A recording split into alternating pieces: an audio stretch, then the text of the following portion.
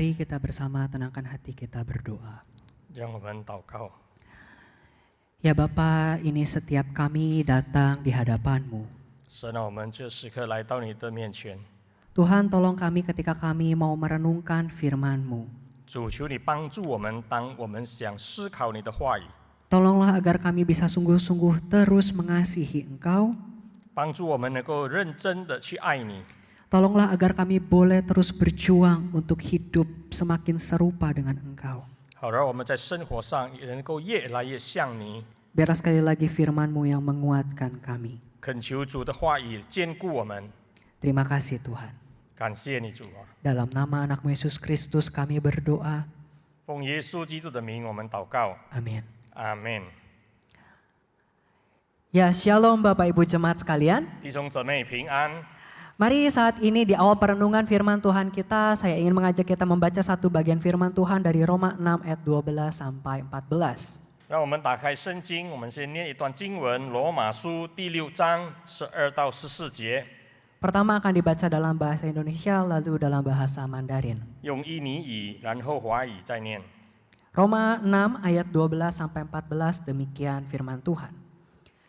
Sebab itu hendaklah dosa jangan berkuasa lagi di dalam tubuhmu yang fana, supaya kamu jangan lagi menuruti keinginannya, dan janganlah kamu menyerahkan anggota-anggota tubuhmu kepada dosa untuk dipakai sebagai senjata kelaliman.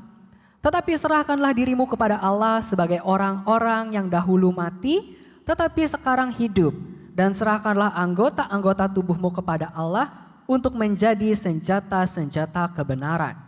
Sebab kamu tidak akan dikuasai lagi oleh dosa, karena kamu tidak berada di bawah hukum Taurat, tetapi di bawah kasih karunia. 罗马书6章12节，所以不要容罪在你们必死的身上作王，使你们顺从身子的私意，也不要将你们的肢体献给罪，做不义的器具，倒要像从死里复活的人，将自己献给神，并将肢体做义的器具献给神。罪必不能做你们的主，因你们不在律法之下，乃在恩典之下。 Sampai sedemikian pembacaan firman Tuhan. 读经到此为止。 Bapak, Ibu, Saudara-saudari sekalian, kita mungkin akrab dengan lagu sekolah minggu yang berjudul Dalam Nama Yesus. 弟兄姊妹，我们可能在这个主日学里面的诗歌很清楚、很明白。 Ya, berikut liriknya bisa dilihat di layar.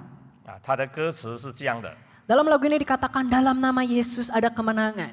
在耶稣基督里面有得胜， Dalam nama Yesus iblis dikalahkan. 在耶稣基督里面魔鬼被打败了， Dalam nama Yesus siapa yang dapat melawan? 在耶稣基督里面谁能够抵挡我们呢？ Dalam nama Tuhan Yesus ada kemenangan. 在耶稣基督里面有得胜。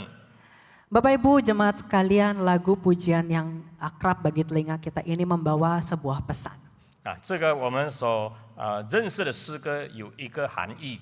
Bila kita sudah di dalam Yesus, kita beroleh kemenangan atas kuasa iblis. 那就是当我们在基督里面了，我们在面对魔鬼的时候，我们有得胜的能力。 Kebenaran yang tampaknya sederhana dan akrab di telinga kita, namun ternyata seringkali pada prakteknya masih gagal kita hidupi. 看起来好像是很简单、很轻松的，但是在事情上呢，有时候我们也失败了。 Minggu lalu Bapak Ibu kita kembali mengingat identitas kita sebagai orang-orang yang sudah diampuni. 那么上个礼拜呢，我们再次被提醒关于我们是一个被赦免的人的身份。 Karya Kristus telah mendamaikan kita dengan Allah. 耶稣基督已经使我们和父神作为和平了。 Beban dosa kita telah Kristus tanggung sepenuhnya. 我们一切的罪恶已经被承担了。 Dan hari ini kita akan berbicara tentang satu tema, You are victorious, engkau berkemenangan. 那么今天我们的题目就是你已经得胜了。 Bapak Ibu Saudara, kita semua telah menang atas dosa. Amin. 我们每一个人对罪来说已经得胜了。 Namun sayangnya sadar atau tidak banyak dari kita yang justru masih belum hidup selayaknya seorang yang sudah menang atas dosa. 但是很多时候人家也不了解，其实他过着的生活呢，还不是一个对罪得胜的生活。Bapak Ibu Saudara sekalian, terdapat sebuah kisah dari abad ke-14. 我有一个14世纪的故事 Terdapat dua orang abang dan adik yang berseteru. 有一对兄弟，他们是在做彼此对地的。 Mereka memperebutkan sebuah tahta kerajaan di wilayah yang kini kita kenal sebagai negara Belgia. 那么他们为了这个王座呢，他们在彼此的竞争，就是在比利时 Belgia。 Sang kakak bernama Reynold, namun lebih dikenal dengan sebutan Crassus yang artinya si gemuk dalam bahasa Latin. 那么兄长名叫 Reinhard， 他是一个比较胖的胖子。 Dia dijuluki demikian karena dia memang adalah seorang yang sangat obesitas. 他是一个真的很胖的人。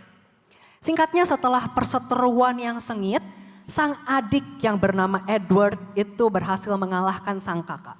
当他们对地到巅峰的时候，做弟弟的就赢了。 Adiknya berhasil menjadi raja atas wilayah itu. 那么他做弟弟的就成为了君王。 Namun setelah menang, Edward sang adik itu tidak membunuh kakaknya. 但是做弟弟的没有把他的兄长杀掉， Melainkan dia membuat sebuah penjara yang tidak biasa bentuknya. 反而呢，他建立了一个不一样的监牢。 Jadi Edward menempatkan Reynold di sebuah kastil. 那么这个弟弟呢 ，Edward 把他的兄长放在这一个古堡里面。 Di satu ruangan kemudian dia baru membangun dinding di sekitar mengelilingi kakaknya. 然后在他的四周围建立起来了这个墙壁。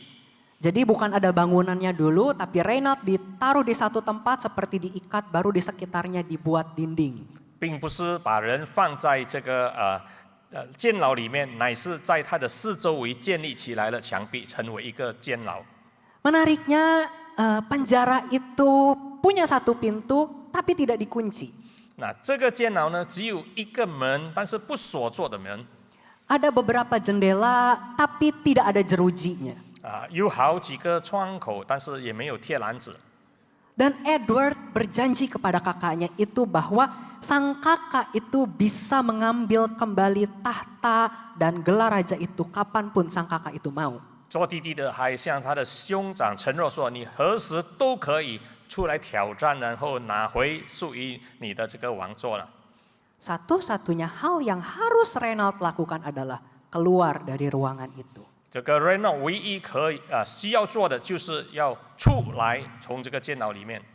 Inilah tantangan terbesar agar bisa bebas. 那这个是对他来说是最大的挑战，是为了自由的挑战， Bukan pintu yang dikunci atau jendela berjeruji.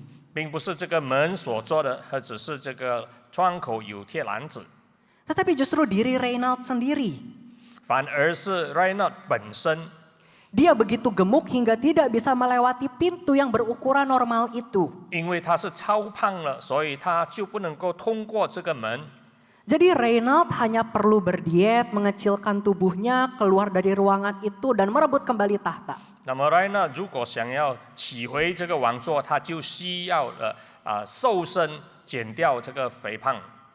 Namun dalam masa kurungan itu sang adik terus-menerus mengirimi Reynold santapan yang lezat.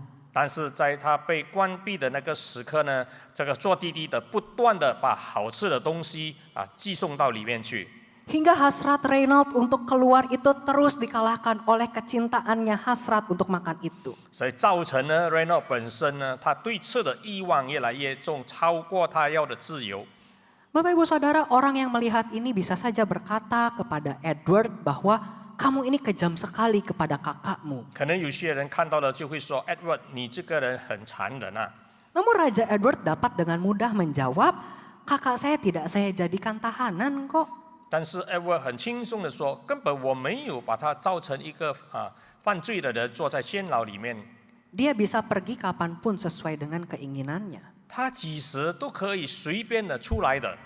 Dia punya pilihan dan cara untuk bisa keluar, tapi dia tidak pilih.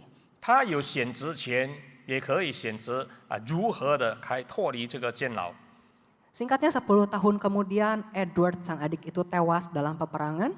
那么过了1年，这个 Edward 呢，他在征战的时候呢，失伤了生命。 Tapi Reynold masih di dalam kurungan itu dan tetap tidak bisa merebut tahta yang sudah kosong itu. 可是这个人呢，拯救在这个监牢里面，他没有出来，得到他的王座。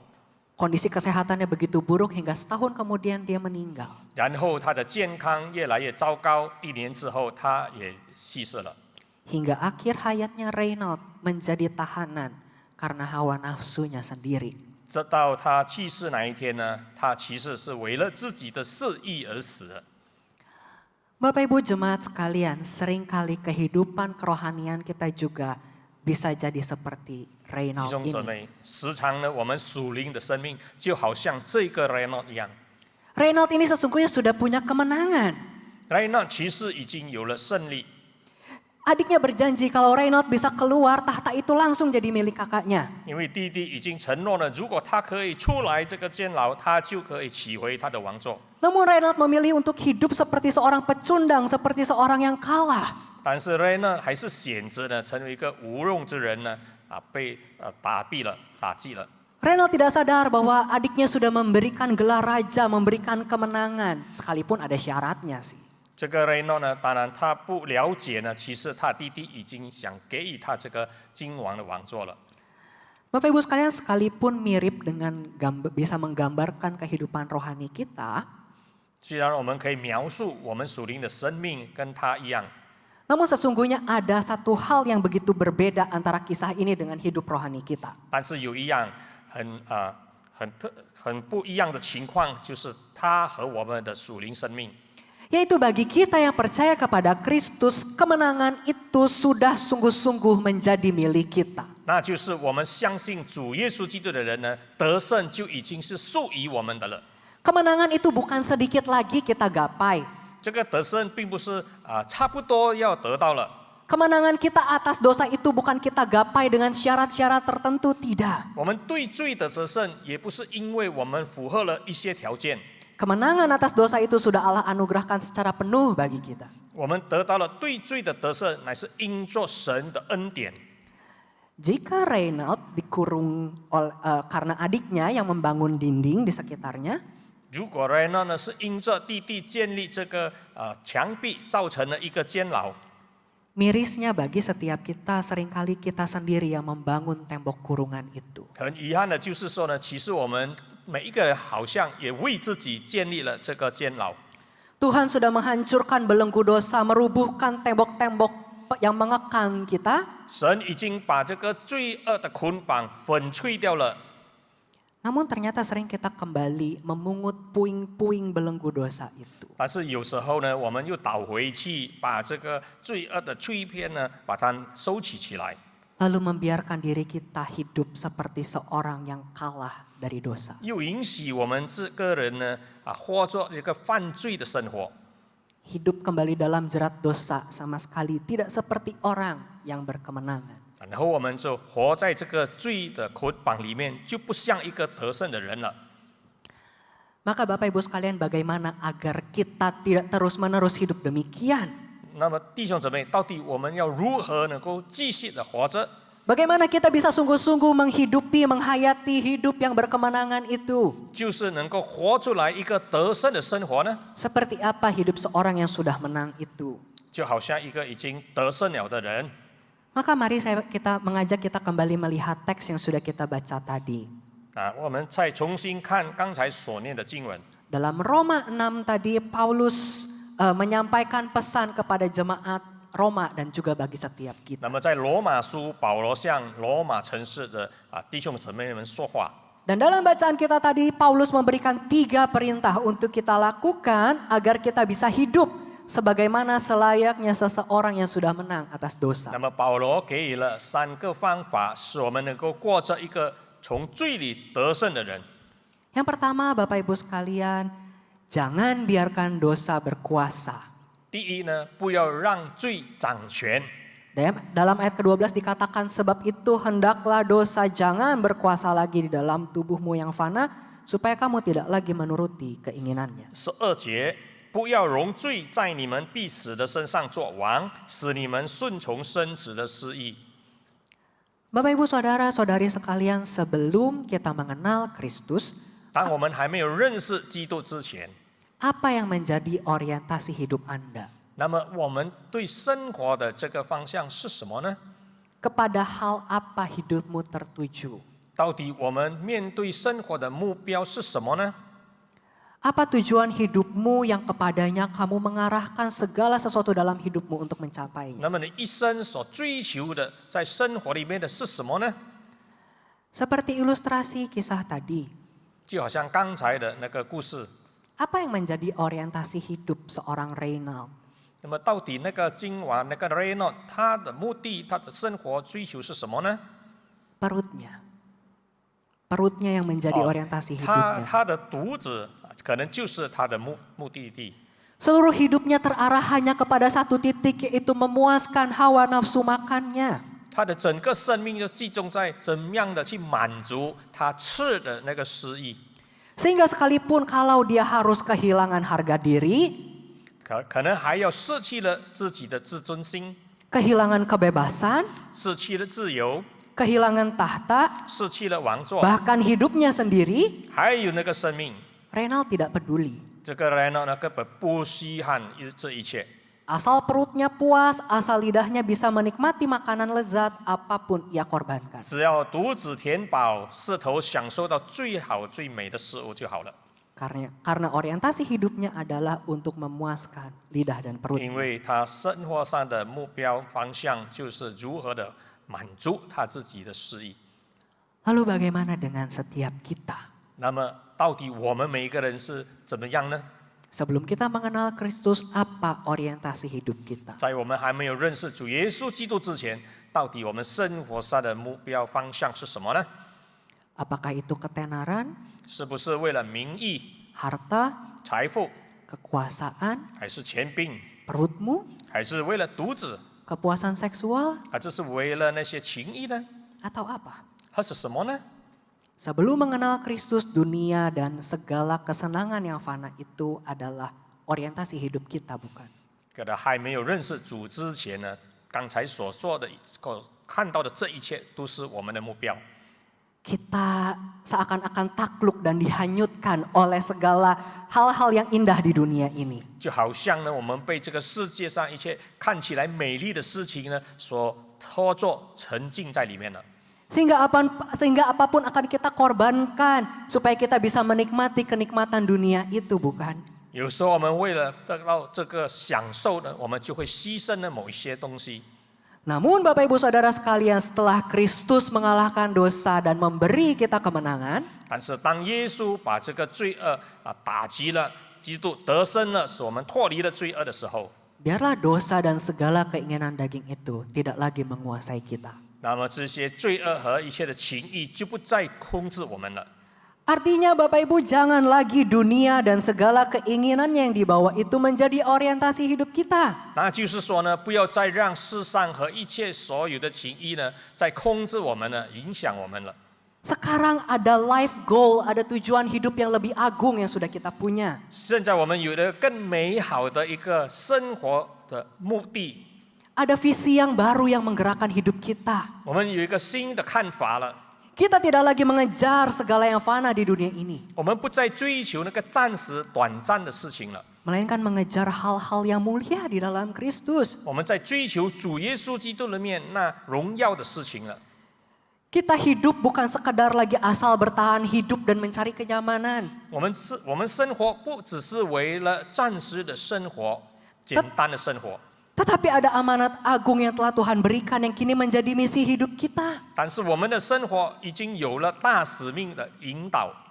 Dan biarlah kini mindset dan life goal yang baru ini yang menguasai hidup kita. 其实呢，这个新的目标呢，这个新的思维呢，就应该是掌握我们的。 Jangan biarkan dosa berkuasa lagi dalam tubuhmu. 不要再让罪来掌控你的身体了。 Inilah hal yang pertama. 这个是第二的。 Kemudian hal yang kedua adalah jangan menyerahkan anggota tubuhmu pada dosa. 不要放纵情欲。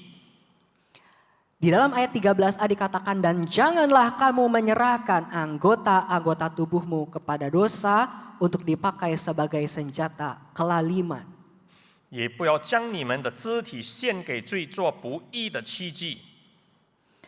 Bapak Ibu sekalian, setelah kita membuang orientasi hidup kita yang lama dan membiarkan visi dari Kristus menguasai hidup kita, 当我们把以前的生活目标把它唾弃了之后，我们向着耶稣基督的时刻。 Perubahan mindset ini juga harusnya mengubah perilaku kita. 这个思维的改变呢，也应该呢操从着我们了。 Jika saja dalam kisah tadi ternyata Reinald mengalami perubahan orientasi hidup. 如果说呢，这个 Reinhard 他思维有改变的话， Tujuan hidupnya bukan lagi soal perutnya, tetapi tentang ingin menjadi raja. 他生活的目的不只是为了要生活还是填饱肚子，而是为了要成为一个君王。 Maka menurut Bapak Ibu sekalian, apa yang kira-kira akan Reinald lakukan? 那么我问你 ，Reinhard 会做什么事情呢？ Akankah ia masih mendedikasikan tangan, mulut, dan seluruh dirinya untuk makan makanan yang dihidangkan? 是不是他还会继续的注意在这个吃啦、享受的东西呢？ Tentu tidak. 当然不会了。 Jika Reinald punya tujuan hidup untuk merebut kembali tahtanya, 如果 Reinhard 已经有了那个目标，要成为一个君王， kalau dia ingin mengecilkan tubuhnya agar bisa keluar dari kurungan itu, 他就会瘦身，可以脱离这个捆绑他的监牢。 pasti dia tidak akan menikmati makanan itu atau bahkan tidak akan menyentuh semua makanan yang diberikan kepadanya. 当然，他不会再享受去吃这一些所为他预备的美好的事物。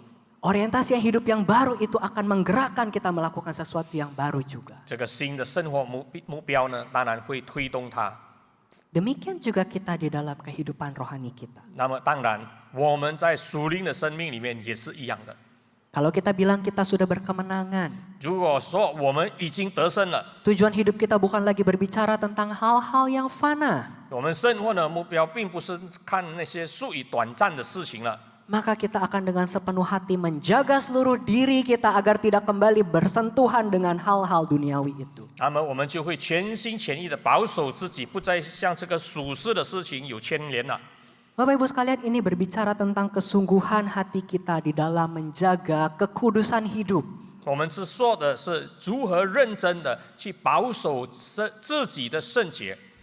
Menjaga kekudusan hidup ini Bapak Ibu sekalian adalah konsekuensi yang logis kalau kita bilang dosa sudah tidak lagi menguasai hidup saya.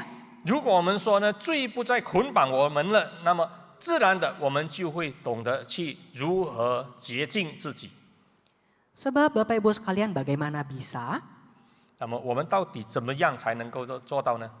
kita bilang kerakusan akan harta sudah tidak lagi menguasai diri saya. 我们说呢，对财富的贪婪呢，不再控制我了。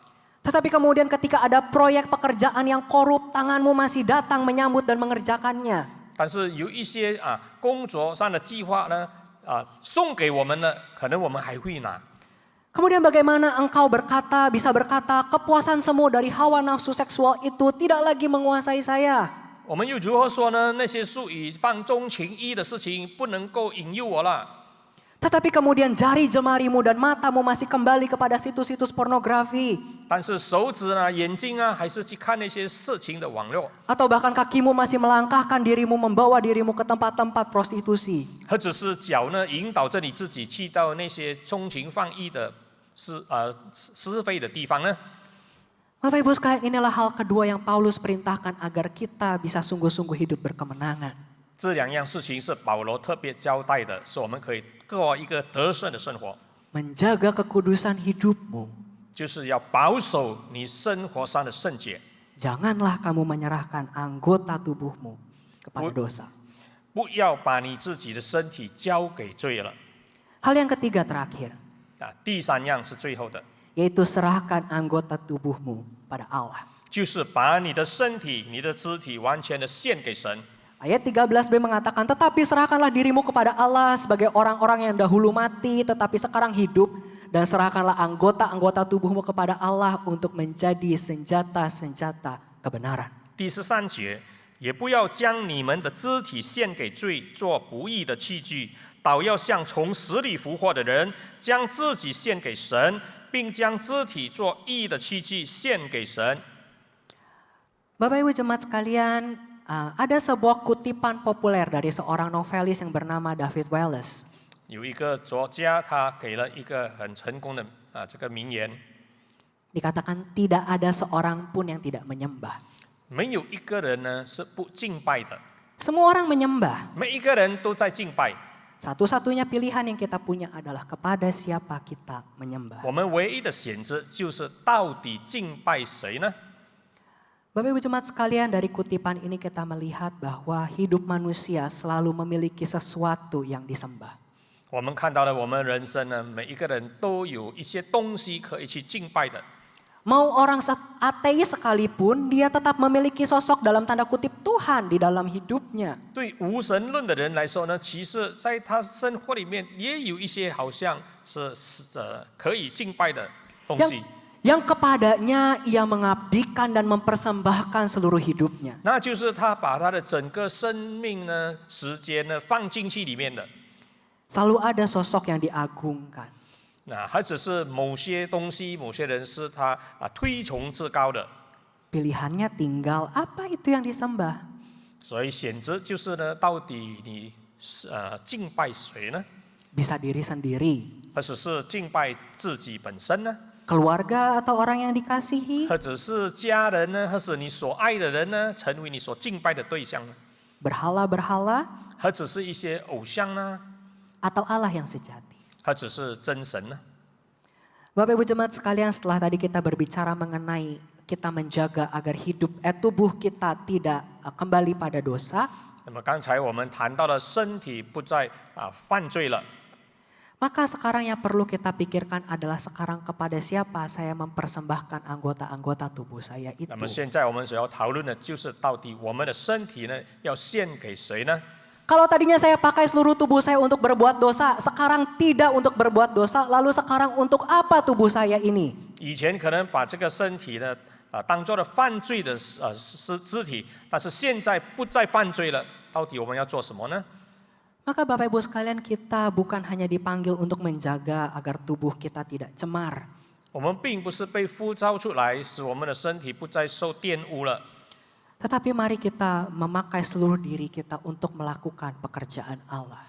乃是我们的身体应当被神用作成为一个器具， Sehingga menang atas dosa itu bukan hanya berhenti pada kita berubah orientasi hidupnya. 那么呢，对罪的得胜呢，不只是到此为止而已， Atau bukan hanya berhenti pada kita mau menjaga kekudusan hidup. 也不是为了洁净自己就到此为止。 Tetapi berbicara tentang kemampuan dan kemauan kita untuk melakukan kebenaran dalam hidup kita. 乃是呢，我们要如何的全心认真的去过一个义的生活呢？ Bapak Ibu, kita bukan hanya menghindari dan menjauhi dosa, 要如何的脱离这些罪呢？ namun secara aktif kita melakukan pekerjaan Allah dalam hidup kita. 而是在我们每一天的生活里面，我们继续的做神给我们的工作。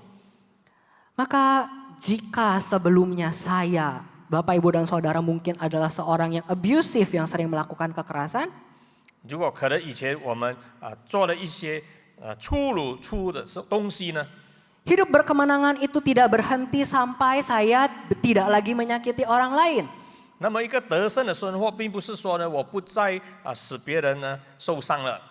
Namun kini saya mau memakai tangan, kaki, dan mulut saya yang selama ini menyakiti orang menjadi saluran kasih bagi orang lain. 还是我要用我的手、我的口呢，成为一个爱的管道。 Jika sebelumnya saya adalah seorang yang egois, 那么如果以前我是一个很自私自利的人， maka hidup berkemenangan dalam Kristus bukan hanya berhenti pada kondisi saya tidak lagi egois. 那么在主耶稣基督里面得胜的生命，并不是说我停止在不再自私自利了， Tetapi saya mau mulai memperhatikan dan menolong orang lain. 而是我开始呢去注意、去关心别人、帮助别人了。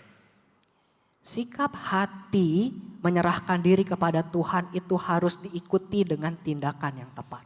那么我们的态度的改变呢，是应该继续的。 Kita harus menyerahkan anggota tubuh kita kepada Allah sebagai senjata kebenaran. 就把我们的身体交给神呢，作为一个义的工具。 Artinya kita menggunakan mata, lengan, kaki, tangan, dan semua anggota tubuh kita itu untuk kehendak Tuhan. 就是把我们的手脚嘴、眼睛等等交给神，成为一个合用的工具， Menjadikan semua itu sebagai alat kebenaran. 那就成为一个称义的工具了。Inilah yang ketiga, serahkanlah seluruh dirimu kepada Allah. 就是将肢体做义的器具献给神。 Dan Bapak Ibu sekalian, pada akhirnya setelah memberi 3 perintah ini, 那么最后呢，这个3样的事情已经交代了。 Paulus mengakhiri pesannya dengan sebuah pengingat bagi kita.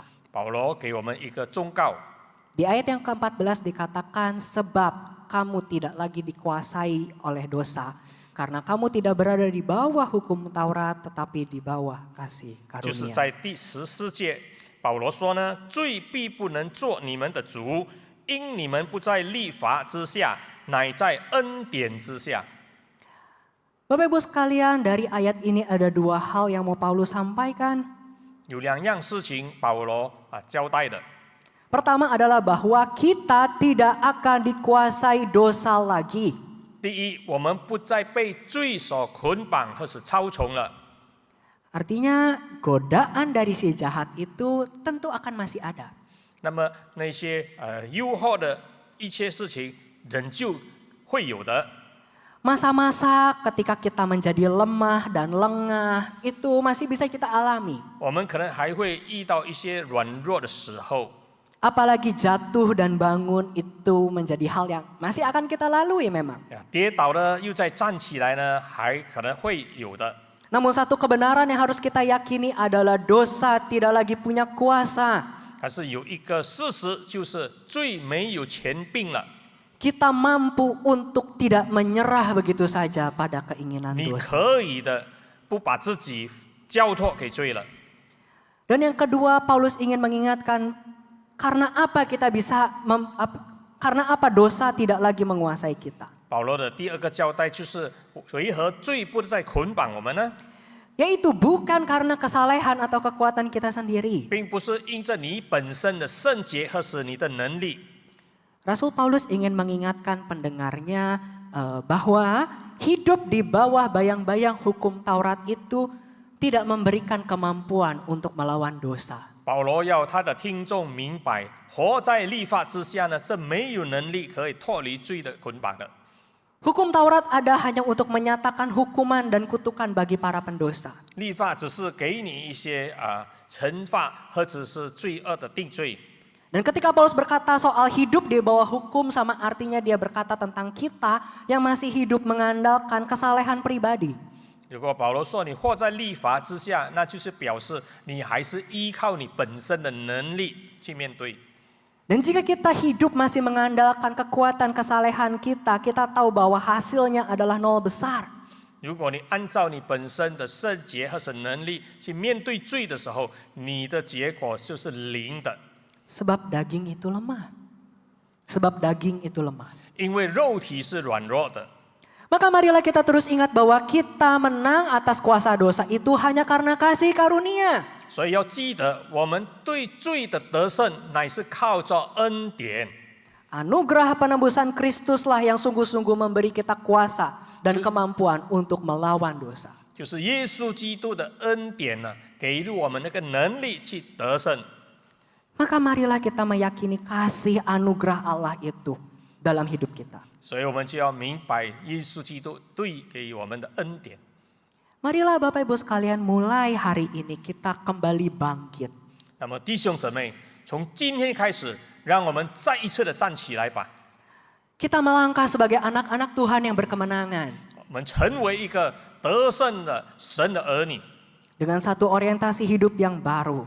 有一个新的生活的目标， Dengan kesungguhan hati untuk hidup dalam kekudusan. 就是要活在圣洁里面， Dan hati yang penuh untuk melakukan kebenaran. 而且有一个心意，就是要行对义的事情。 Kita berdoa. 让我们思想， Ya Tuhan Allah Bapa kami, 亲爱的天父上帝， kami bersyukur untuk kesempatan hari ini kami kembali merenungkan firman-Mu. 我们要感谢你，今天有时间，我们来听，来思念你的话。 Kami bersyukur untuk kemenangan yang Engkau anugerahkan atas dalam hidup kami. 我们要感谢你，给予我们在生活里面的得胜。 Pengorbanan anak-Mu yang tunggal itu telah memenangkan kami atas dosa. 你你的独生爱子耶稣基督的那个牺牲呢，已经给我们得胜了。 Namun ya Allah, teruslah tolong kami yang lemah ini, 但是求主帮助这些软弱的我们， agar kami bisa terus dengan sepenuh hati menjalani hidup yang berkemenangan ini. 好叫我们能够全心全意的去过一个得胜的生活。 Tolonglah agar kami setiap hari bisa terus hidup sebagai pemenang. 求你帮助我们每一天可以成为一个得胜的人。 Kami tidak mengalah terhadap dosa. 我们不要对罪投降， Kami mau terus hidup kudus dan benar di hadapan-Mu. 我们要继续的在神你的面前过一个洁净得胜的生活。 Bantulah kami, 求 kuatkan 主帮 kami. 助我们，坚固我们。 Dalam nama anak-Mu Yesus Kristus kami telah berdoa. 我们奉主耶稣基督你得胜儿子的名求， Amin. 阿门。